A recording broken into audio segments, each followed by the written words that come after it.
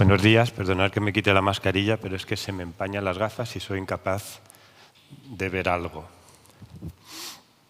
Iniciamos este año con el estudio de la carta de Primera de Corintios y ya estuvimos estudiando los primeros versículos del 1 al 3 por parte de nuestro hermano y pastor Eduardo.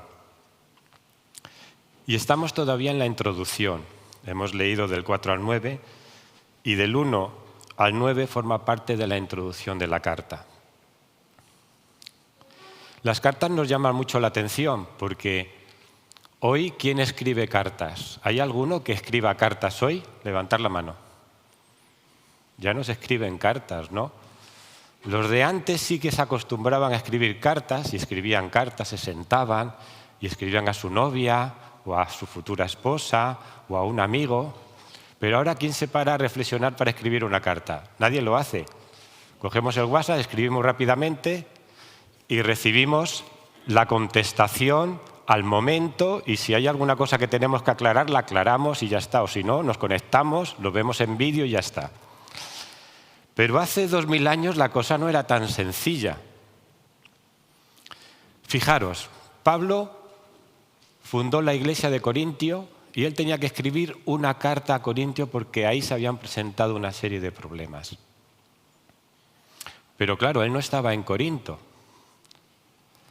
Él tenía que reflexionar sobre esos problemas, escribir, pensando cómo ellos estarían en ese momento ante esa situación y pensando también en la respuesta que ellos mismos tendrían cuando Pablo le escribía esa carta. Toda que exigía un esfuerzo realmente, porque podía ser malinterpretado, y lo cierto es que a veces lo era. Y a veces la carta, cuando se escribía, tardaba tanto tiempo en llegar que a lo mejor los problemas que originaron la carta ya se habían solucionado o quizás habían empeorado, y él no lo podía saber.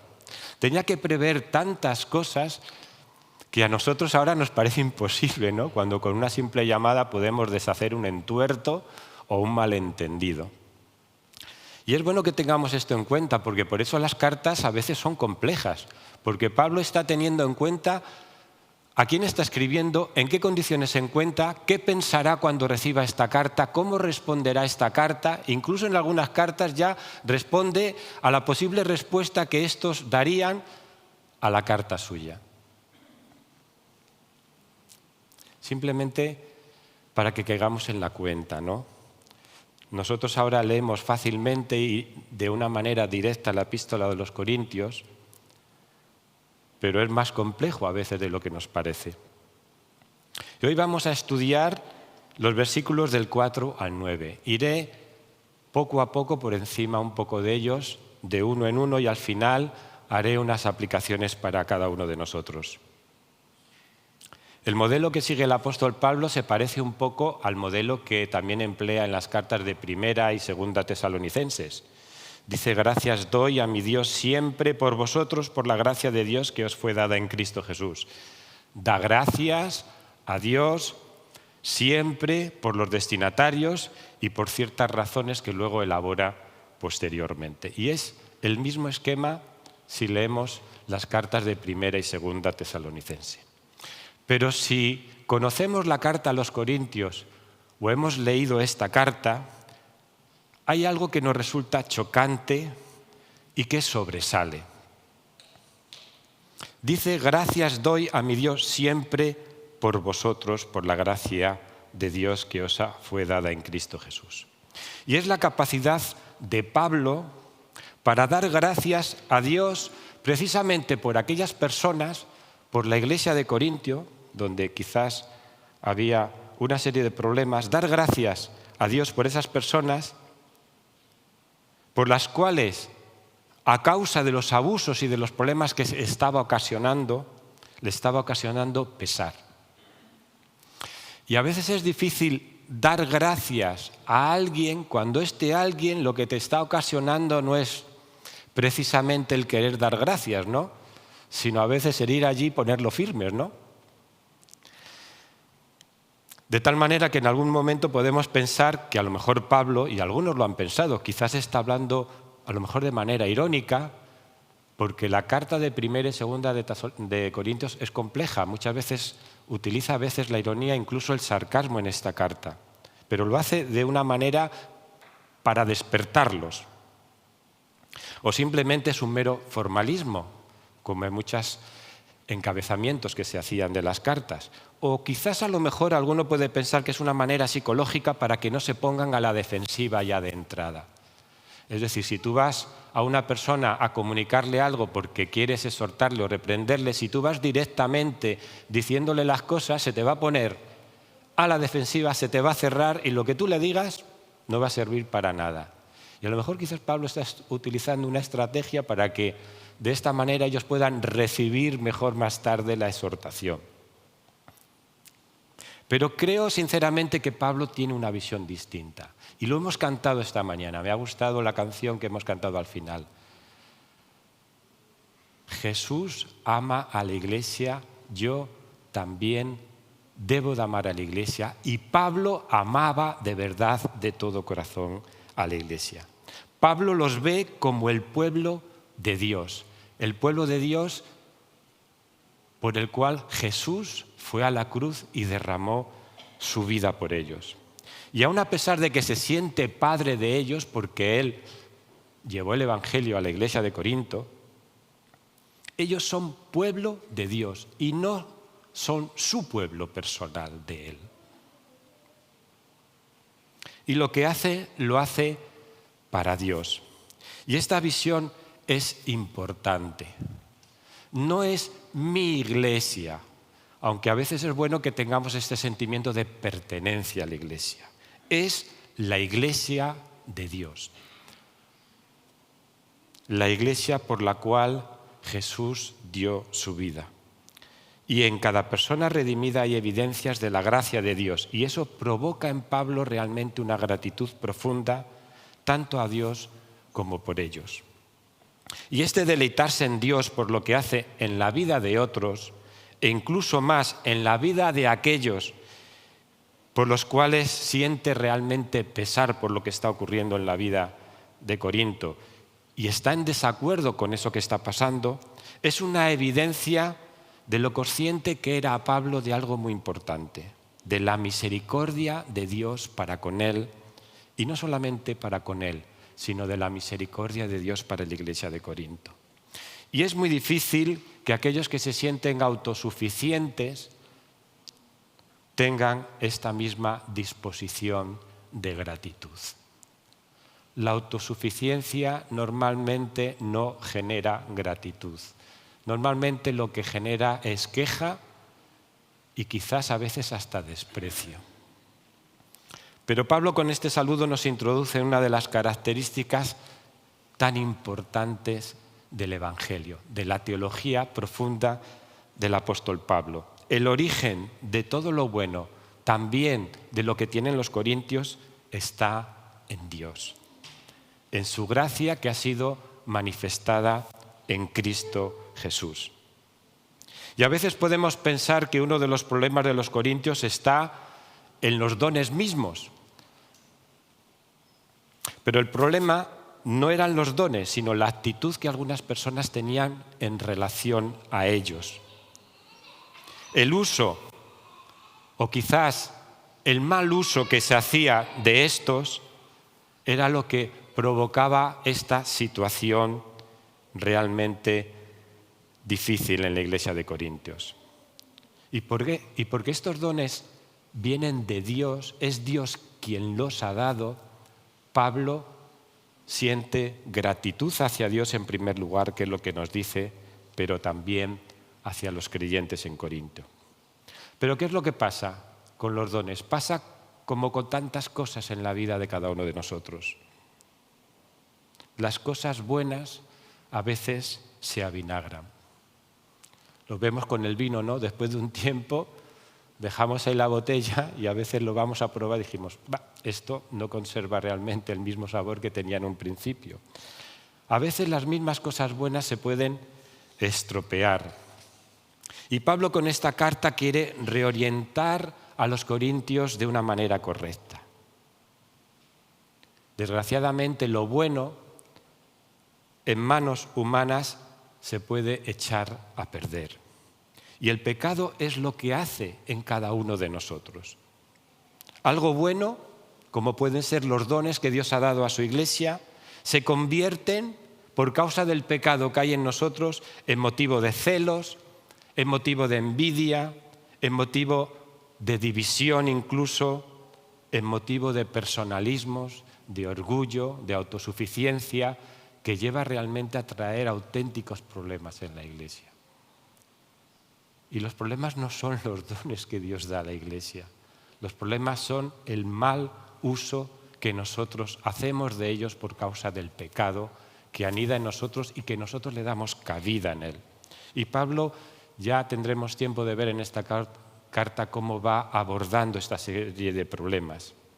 Ellos hacían resaltar los dones en sí, como algo en sí mismo. Y Pablo precisamente lo que resalta es la gratitud hacia Dios por esos dones. Y precisamente porque estos son dados por Dios y son gracia, es decir, algo inmerecido por parte nuestra, no puede haber razón alguna en ellos para la jactancia. Y unos versículos más anteriores, en el capítulo 4, versículo 6, dice: pero esto, hermanos, lo he presentado como ejemplo, es el 7, dice: porque ¿quién te distingue? ¿O qué tienes que no hayas recibido? Y si lo recibiste, ¿por qué te glorías como si no lo hubieras recibido? Pablo está intentando contestar de esta manera a los creyentes. Nosotros somos simplemente administradores de su gracia, administradores de lo que Dios nos ha dado. ¿Dónde pues está la jactancia de eso que Dios te ha dado, de esos dones que Dios te ha dado? Porque en todas las cosas, dice, fuisteis enriquecidos en él, en toda palabra, nos dice el versículo 5, y en toda ciencia. El sentido es que en Cristo los creyentes han recibido las mayores riquezas espirituales. Y esto lo podemos ver a lo largo de muchas cartas de Pablo. Pero simplemente en la introducción de la epístola de los Efesios nos dice: bendito sea el Dios y Padre de nuestro Señor Jesucristo, que nos bendijo con toda bendición espiritual en los lugares celestiales en Cristo. Y enumera cantidad de todas estas bendiciones. Nos escogió en Él, nos hizo santos y sin mancha, nos adoptó como hijos, nos hizo aceptos ante el amado, tenemos la redención, el perdón, nos ha hecho herederos de la vida eterna. Y entre esas muchas cosas por las cuales sentimos agradecimiento a Dios, por esas riquezas, por esas bendiciones espirituales, Pablo en estos momentos está pensando quizás en los dones, porque ya en esta misma introducción del apóstol Pablo ya está preveyendo aquello que les va a contar. Y especialmente nos dice dos. Está pensando: en toda cosa fuisteis enriquecidos, en él, en toda palabra y en toda ciencia. Indudablemente, como veremos más tarde, los corintios estaban bendecidos por Dios con innumerables dones. Pero Pablo en estos momentos se refiere solamente a estos dos. Y es curioso que Pablo nombre estos dos dones, ¿no? Porque quizás posiblemente estaban jugando un papel en los problemas de la Iglesia. Eran dones evidentes en esta comunidad. Pero esta iglesia no estaba funcionando del todo bien por el mal uso que se estaba dando a ellos. Y es que es fácil, desgraciadamente, ¿no? Como algo que Dios te ha dado, tú puedes pensar que es algo propio tuyo para tu propia gloria y para tu propia alabanza. Y esa palabra o esa facilidad que Dios te puede haber dado para hablar, para comunicar el Evangelio, tú en un momento dado te empiezas a hinchar y puedes pensar que eso es tuyo realmente. O esa capacidad, o esa gnosis, ese conocimiento, esa sabiduría que Dios te da para compartir con los hermanos en la iglesia, se te pueden cruzar los cables y empezar a pensar que, mira, esto Mirad qué listo soy y qué bueno soy. Lo podéis comprobar todos cada día que me pongo aquí delante de vosotros. Y no tener la actitud adecuada delante de la iglesia. Si Dios te ha dado algo, no es para que tú te sientas enaltecido por ello o superior a los demás, sino te ha dado algo para servir. Y te lo ha dado Dios. Por eso Pablo tiene muy claro esta situación.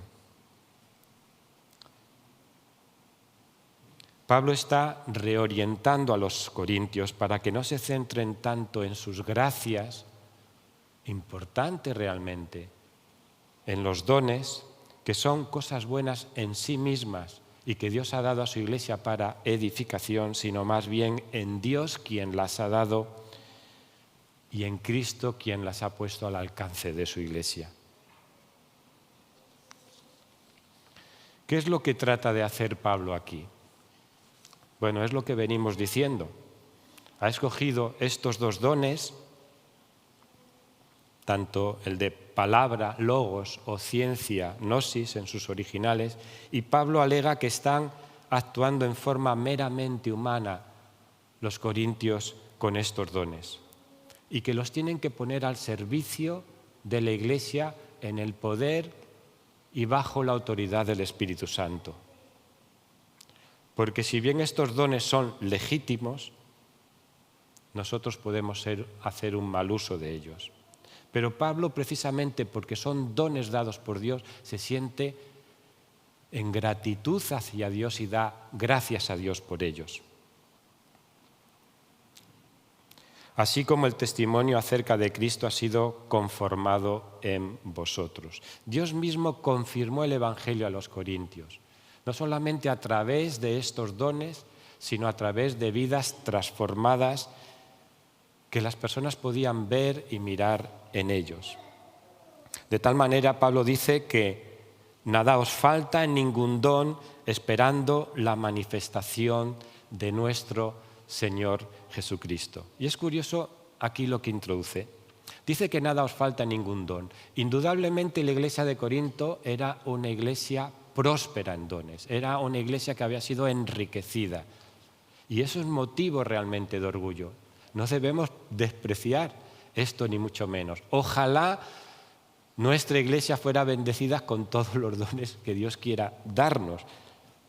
Los aceptaríamos con gratitud, pero eso sí, los tendríamos que poner nosotros primero en manos de Dios para que esos dones tan preciosos no nos acabaran estropeando a nosotros.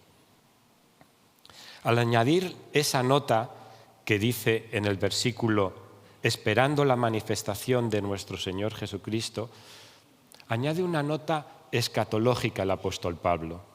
Pablo intenta también ahora colocar esa abundancia de dones en una perspectiva distinta, en una perspectiva escatológica. Evidentemente hay un tiempo de espera. La iglesia nació como iglesia el día de Pentecostés y Dios dio dones a su iglesia y ahora en estos momentos nos beneficiamos de esos dones para cumplir la misión que Dios quiere de cada uno de nosotros y de su iglesia en este mundo. Pero está claro que cuando Jesús marchó dijo, yo me voy pero vendré. Nosotros estamos en esa espera, en esa tensión, como muchos teólogos llaman, del ya, pero todavía no. La Iglesia, por tanto, está dotada por Dios en este periodo, pero es evidente que el final no ha llegado. Estamos esperando la venida del Señor. La Iglesia ahora no es la Iglesia glorificada. No es la Iglesia libre de pecado, de enfermedad y muerte. Ahora estamos bajo el signo que algunos han dicho el signo de la teología de la cruz. Y es cierto, la cruz es la que nos define. No estamos en la gloria ni mucho menos. Algunos quisieran escapar de esta tensión y proclamar el fin de la muerte, el fin de la enfermedad en este periodo, el fin del pecado. Y es cierto, en la cruz Cristo ha vencido al pecado, ha vencido a la enfermedad y ha vencido a la muerte. Pero nosotros hoy sufrimos el pecado, sufrimos la enfermedad y sufrimos la muerte. ¿Qué es lo que pasa? Bueno, todavía no hemos sido glorificados. Vivimos bajo el signo de la cruz. Somos ciudadanos del cielo, sí, pero vivimos en la tierra y sufrimos las consecuencias de ello. Y no hay ninguna teología, por sofisticada que sea, que pueda salvar esta situación. Hay muchas teologías en nuestro tiempo que intentan salvar esto y proclamar ya la teología de la gloria, como si hubiéramos sido ya glorificados. Pero no es cierto, solamente hace falta que nos miremos a nosotros mismos para darnos cuenta que esta realidad no se encuentra entre nosotros. Vivimos por fe en este periodo y vivimos en esta lucha ahora también con nuestro propio pecado, muchas veces. Y aunque la Iglesia ya no camina bajo el poder del pecado, ni camina bajo el miedo a la muerte, tenemos que lidiar con ella hasta la venida de Cristo. Y es en la fe en que Cristo va a venir un día y vamos a ser glorificados, tema que tratará también el apóstol Pablo en 1 Corintios 15, lo que nos da aliento cada día para levantarnos y seguir animados en nuestra vida cristiana.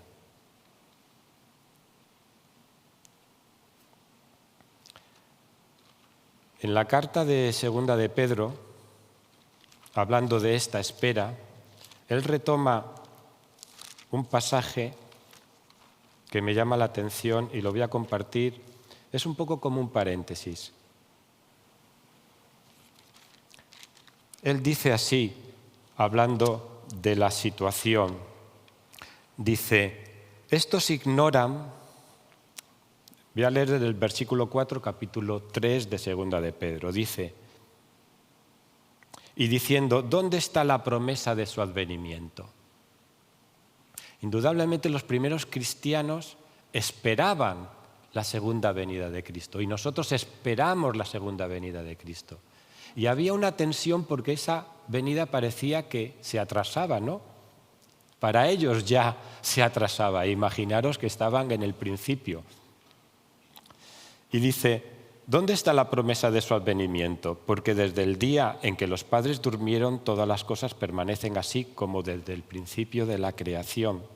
Estos ignoran voluntariamente que en el tiempo antiguo fueron hechos por la palabra de Dios los cielos y también la tierra que proviene del agua y por el agua subsiste, por lo cual el mundo de entonces pereció anegado en agua.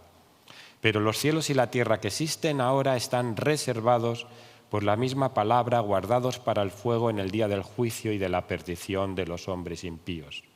Mas, oh amados, no ignoréis esto, que para el Señor un día es como 1000 años y 1000 años como un día. El Señor no retarda su promesa, según algunos la tienen por tardanza, sino que es paciente para con nosotros, no queriendo que ninguno perezca, sino que todos procedan al arrepentimiento. Pero el día del Señor vendrá como ladrón en la noche. Ciertamente el día del Señor vendrá. Han pasado muchos años, más de 2000 años. La sociedad del apóstol Pablo, cuando escribió la carta a los Corintios, no es la sociedad en la que nosotros hoy vivimos. Hoy no vivimos en una sociedad, por lo menos en Occidente, en una sociedad que podamos decir religiosa. Vivimos en una sociedad secular, donde Dios está en los sótanos, por decirlo de alguna manera. No está en la vida pública de las personas.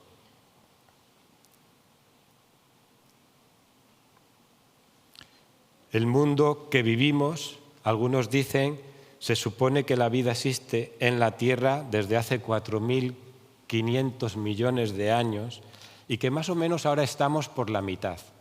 Nos quedan otros más o menos 4.500 millones de años hasta que el Sol, debido a una explosión que haga, nos absorba y la Tierra desaparezca. Y voy a compartir un pequeño artículo que leía como paréntesis quizás del tema que estamos tratando hoy, de Juan Luis Arzuaga. Él es un biólogo y paleontólogo. He leído algún libro de él. Y lo comparto porque tiene que ver un poco también con esa espera en la sociedad en que nosotros vivimos hoy en día y que nos topamos cada día. El título era «Me siguen sorprendiendo la perfección y belleza funcional de los organismos», decía él. Y él le pregunta, le hacen una pregunta, el entrevistador le dice «¿Qué es lo que más le sorprende de la evolución?». Él es un especialista en este tema. Dice «Lo que sorprende a todo el mundo», dice él, «lo que le sorprendía a los anteriores a Darwin, la perfección funcional, la belleza funcional de los organismos, lo bien diseñado que están, lo bien que funciona». Y añade luego con puntos suspensivos, teniendo en cuenta que no los ha hecho nadie, dice él. Son unas máquinas perfectas. Y añade, sin ingeniero. Y dice, es lo sorprendente de la biología y por eso tardó tanto tiempo en encontrar una explicación racional, comenta él. Me llama la atención porque este discurso que escuchamos de él es un discurso que está plenamente en la sociedad, o por lo menos en diferentes ámbitos. Y esta visión de la vida se confunde con ciertos mecanismos. Es decir, el hecho de que tú entiendas por qué funcionan las cosas no significa que tú encuentres una explicación racional a cómo funcionan las cosas, no significa ni mucho menos que no haya alguien que haya creado esas cosas. Tú no puedes dar un salto filosófico afirmando algo y llevando a una conclusión que no viene ni siquiera a cuento. Evidentemente podemos contestar que esas leyes que tú estás descubriendo, esa racionalidad que tú ves en la misma naturaleza y que explican la belleza de esos organismos, lo que hemos hecho nosotros no son inventarlas ni mucho menos, sino descubrirlas. Ya estaban ahí presentes. No se pusieron solas. Y además lo más sorprendente de esto es que tienes una mente para entender estas cosas maravillosas que te dedicas a ello, a investigar. Eso es lo que no deja de maravillar.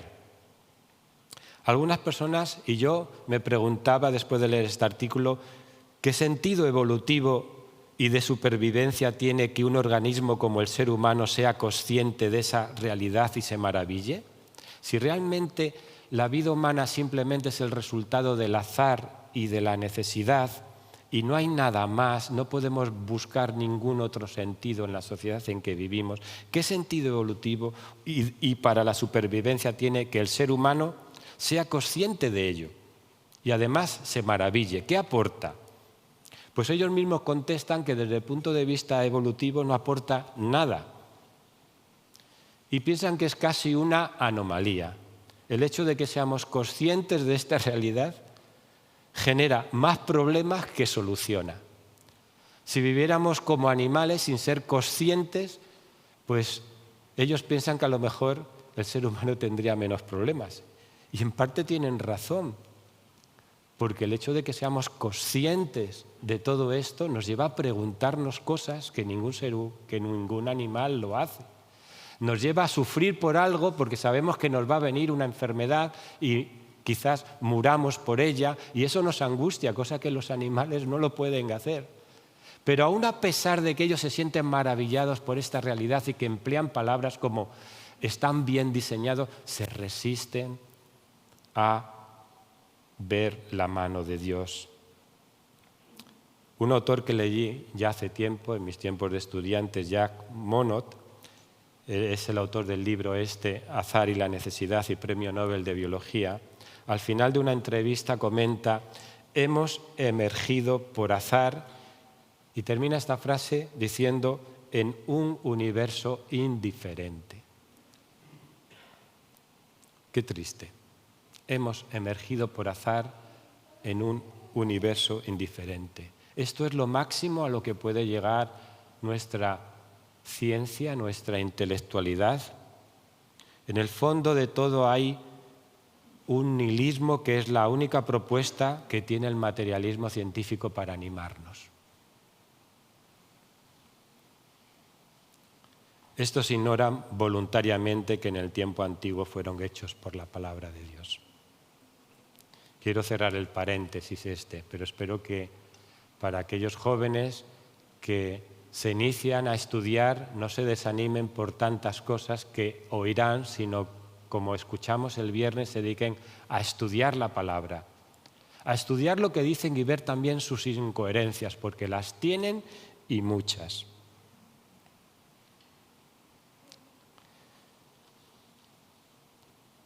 El cual también os confirmará hasta el fin para que seáis irreprensibles en el día de nuestro Señor Jesucristo, dice el versículo 8. Dios es el sujeto. ¿Quién confirmará esto? La frase confirmará no es solamente un deseo o una oración del apóstol Pablo, sino una promesa de que Dios lo hará, Dios lo cumplirá. Y Pablo está seguro de que Dios lo va a confirmar hasta el fin. No es simplemente un mero deseo suyo. Y dice que serán irreprensibles. Y tiene sentido en este caso hablando de los corintios. Ciertamente los corintios no eran irreprensibles. Pablo incluso le tiene que escribir la carta para reprenderlos. Entonces, ¿en qué sentido los corintios podían ser irreprensibles y presentarse irreprensibles delante de Dios? Es decir, en el sentido de que se pueden presentar delante de Dios sin culpa cuando comparezcan ante Él. Y no habrá fiscal que pueda sentarse para acusarlos. ¿Por qué? Sencillamente porque Dios les ha concedido su justicia. Dios nos ha concedido su justicia. Lo que nosotros no podíamos hacer por nosotros mismos, Jesucristo lo ha hecho muriendo en la cruz por cada uno de nosotros. Por eso nos podemos presentar el día del juicio irreprensibles, no porque de facto seamos irreprensibles en estos momentos, sino porque Dios en Jesucristo lo ha hecho para nosotros y ningún fiscal nos podrá acusar en ese día. Colosenses dice, ahora os ha reconciliado en su cuerpo de carne por medio de la muerte para presentaros sin mancha e irreprensibles delante de Dios. Y resulta notable que Pablo exprese tal confianza acerca de los corintios, cuya conducta actual no es en modo alguno, como antes he dicho, irreprensible. Pero Pablo se siente agradecido de nuevo. ¿Dónde está pues el secreto? El secreto radica, como ya se ha dicho al principio, el cual Dios se está refiriendo. La confianza de Pablo, si se cifrara solo en lo que ve en los corintios, tendría graves dificultades. Pero Pablo ve la gracia de Dios manifestada en los corintios. Por eso es que puede amarlos. Y qué bonito el tema de este año. Jesús amó a la iglesia, ama tú también a la iglesia. Pablo intenta otra vez reorientarlos de nuevo. Y dice, terminando en el versículo 9, fiel es Dios por el cual fuisteis llamados a la comunión con su Hijo Jesucristo, nuestro Señor. Todo lo dicho hasta ahora, Pablo lo liga de esta manera a la realidad de algo tan importante como la fidelidad de Dios. La pregunta es, ¿cómo Pablo puede estar seguro de que ellos, y precisamente ellos, los corintios, que no eran una perfección ni mucho menos, serán hallados irreprensibles en aquel día. Porque fiel es Dios, porque Dios es fiel. Dice Deuteronomio 7:9, conoce pues que el Señor tu Dios es Dios, Dios fiel, que guarda el pacto y la misericordia y a los que le aman y guardan sus mandamientos hasta 1000 generaciones. La fidelidad es inherente al carácter de Dios. Y esto es algo donde el creyente puede descansar plenamente. Podemos fiarnos de Dios. Quizás a veces las personas no son muy fiables porque pueden prometer pero no son capaces de cumplir a veces lo prometido, aunque tengan buena intención de hacerlo, porque desconocen todas las circunstancias y se desconocen incluso a sí mismos para poder cumplir aquello que prometen. Pero Dios no es como nosotros. Dios es fiel y el creyente puede descansar realmente en esta verdad. Dios ha hecho un pacto y este pacto lo sostiene Él. Quien nos sostiene es Él. Y su parte del pacto es sostenernos.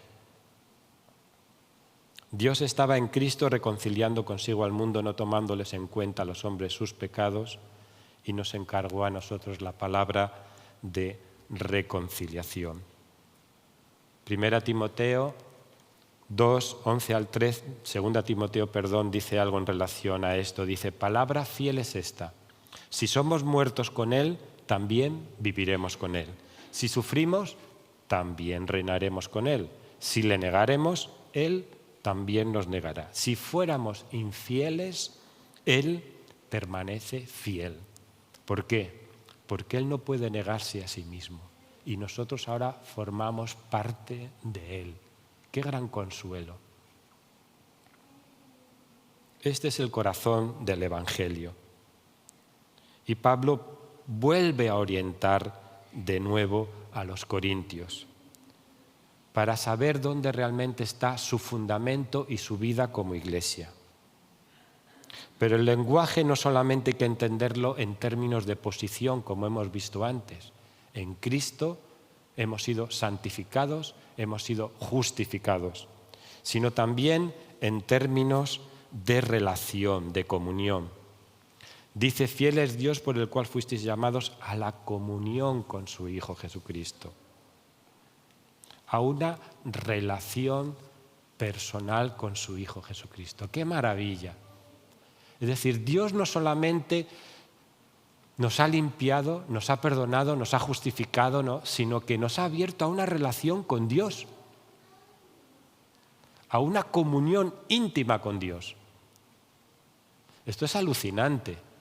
Si somos capaces de reflexionar un poco sobre esto, que el ser humano, esa criatura que Dios ha creado, podamos relacionarnos con el Dios que ha hecho los cielos y la tierra y podamos llamarle de tú, podamos dirigirnos a Él y decirle papá con toda confianza.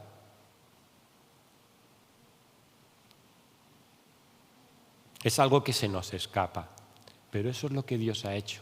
Nos ha llamado no solamente al perdón, sino a la comunión, a una relación con Cristo. Y ya vamos a terminar. Vamos a aplicar un poquito. ¿Qué hemos aprendido? ¿Qué podemos aprender de esta introducción del apóstol Pablo? Llegará un momento en que Pablo quizás tenga que hablarle a los corintios de los abusos y de los problemas que había en la iglesia de Corinto. Pero él empieza con unas palabras de agradecimiento. Y aquí hay una aplicación para cada uno de nosotros y principalmente para quizás los líderes, los pastores, los ancianos, los maestros de la iglesia. Cuando tú te reúnes con tus colegas, cuando hablas de los miembros de la iglesia, ¿cómo lo haces? ¿Para quejarte o para agradecer a Dios? Qué reto, qué mirada tenía el apóstol Pablo sobre los corintios, que eran motivo de gratitud y no de queja. ¿Y qué de nosotros cuando vemos a los demás? Evidentemente, si buscamos imperfecciones en cada uno de nosotros, las encontraremos. Y si buscamos motivos de queja, las encontraréis. No solamente a los que estamos aquí o ahora nos están viendo, sino a la persona que tú tienes al lado, con la que tú te has comprometido a convivir. Si te fijas solamente en sus defectos, te llenarás de quejas cada día. Pero si empiezas a mirar otras cosas, a lo mejor empezarás a tener gratitud. Y la gratitud, os voy a decir una cosa, porque esto es algo que incluso los psicólogos nos lo dicen ahora. La gratitud cambia a la gente. Cambia tu actitud a la hora de relacionarte con los demás. Y el espíritu quejoso lo único que te lleva es a la amargura. Tú eliges. Puedes levantarte por la mañana y empezar a quejarte por todo lo que tienes, porque no es suficiente, o por la persona que tienes al lado que no da la talla, o por tantas cosas y motivos por los cuales a lo mejor alguno te podría decir, sí, tienes motivos para quejarte. O puedes empezar el día agradecido y verás cómo empezará a cambiar tu vida. Te cambiará la visión en relación a esas personas por las cuales vas a empezar a orar. Y tu corazón cambiará. Y la amargura que sentías, a lo mejor empezarás a sentir otra cosa distinta. Pero no solamente es en relación hacia otras personas, es en relación hacia ti mismo. Desgraciadamente a veces hay personas que tratan mejor a su perro que a ellos mismos. La culpa o el remordimiento, o vete tú a saber, hace que se rechacen a ellos mismos y tratan mejor a su mascota. Y con esto no quiero decir que tú tengas que justificar tu pecado o que tengas que justificar lo injustificable, ni mucho menos. Pero ten en cuenta la gracia de Dios. La gracia de Dios está en ti presente no para que tú te regocijes en tu pecado y en tu propia maldad, sino para que cuando caigas te levantes. No te levantes flagelándote continuamente por tu condición, sino te levantes mirando a la cruz y recibiendo el perdón con alegría. Cada día, de nuevo, para ser transformados cada día conforme a la imagen de su Hijo Jesús. Dios quiere también que te veas de esta manera, con una visión distinta. Por tanto, agradecimiento. Por otro lado, somos administradores de la gracia de Dios. Dios te ha dado unos dones, nos ha dado unos dones musicales, de palabra, de sabiduría, de consejo. Tantos dones tenemos. Úsalos de la manera adecuada para la edificación de su iglesia y para la gloria suya. No son tuyos para tu uso exclusivo y regocijo tuyo, sino son para los demás. Hazlos servir. En esto tenemos que cambiar y agradecer a Dios de que Él realmente, como decía el título, nos ha dado conforme a sus riquezas. Ya leer el versículo. Porque en todas las cosas fuisteis enriquecidos. Hemos sido enriquecidos con Dios para también poder enriquecer a otros por su gracia. Pues que el Señor nos bendiga en esta mañana y nos ayude realmente, como hemos cantado, a amar a su iglesia.